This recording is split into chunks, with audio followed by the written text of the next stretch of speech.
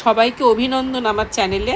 একটা অটো ধরে সোজা চলে এসেছি আমরা ফেরিঘাটে, কিন্তু এটা যে অন্য ফেরিঘাট সেটা কিন্তু আমরা একবারও বুঝতে পারিনি, হয়ে গেল স্ক্যাম। অটো রুম দেখতে এসে প্রচুর টুপি খেয়ে গেলাম।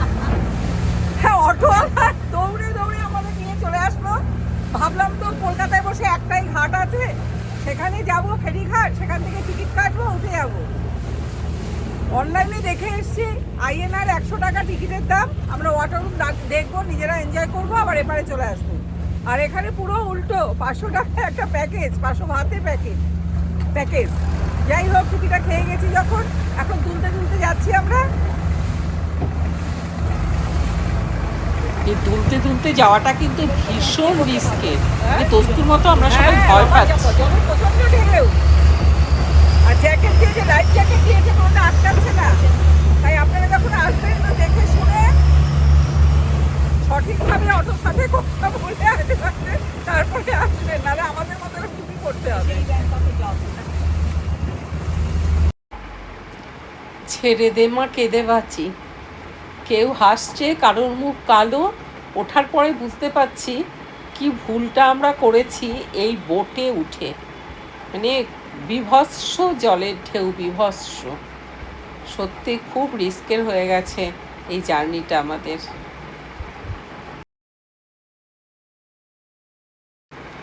যেখানে বোট থেকে আমাদের নামালো, দেখুন জায়গাটা কতটা বাজে।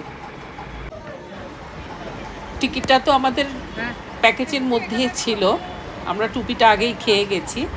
এসে দেখলাম ওয়াটারুন সত্যি অনবদ্য, অপূর্ব সুন্দর। এই ক্যামেরায় আমার পক্ষে তোলা সম্ভব না, যাই হোক আমরা শেষ পর্যন্ত উপভোগ করলাম।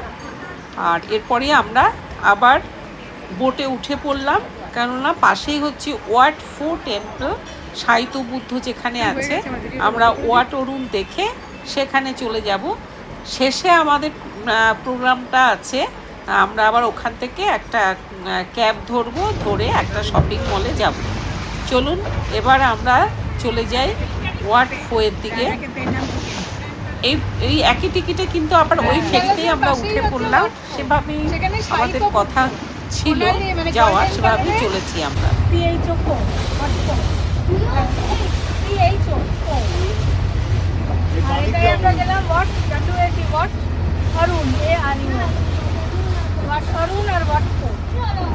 অরুণকে বলা হচ্ছে টেম্পল অফ ডন, মানে সূর্য যখন ওঠে এবং সূর্য যখন অস্ত যায় তখন ওই মন্দিরে ছুঁয়ে যেন মনে হয় সূর্যের আলোটা মন্দিরকে স্পর্শ করছে।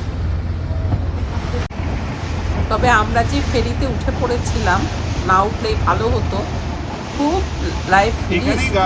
আপনারা যখন আসবেন অবশ্যই দেখে তারপরে উঠবেন। ফেরার সময় দেখতে পেলাম অনেক দূরে একটি জেটি আছে এবং এখান থেকে বেশ ভালো মতো বড় বড় ফেরিগুলো ছাড়ছে।